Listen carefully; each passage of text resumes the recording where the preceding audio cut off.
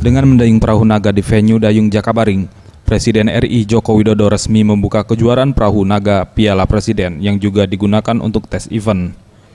Kedatangan Presiden RI ini ke Palembang guna mengecek kesiapan venue serta aspek pendukung lainnya sebelum pelaksanaan Asian Games 2018.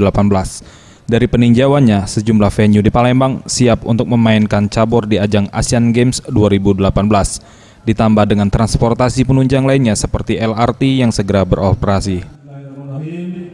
Hari ini juga saya nyatakan lomba dayung untuk memperebutkan Piala Presiden saya nyatakan dimulai.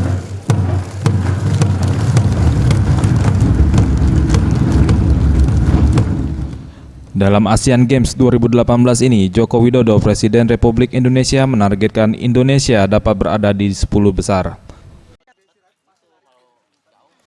Saya memberikan target kepada Menteri, kepada Menpora untuk masuk ke minimal 10 besar. Karena di Asian Games yang lalu kita di urutan yang ke-17. Target kita harus masuk ke 10 besar. Dan syukur-syukur insya Allah bisa masuk ke 8 besar.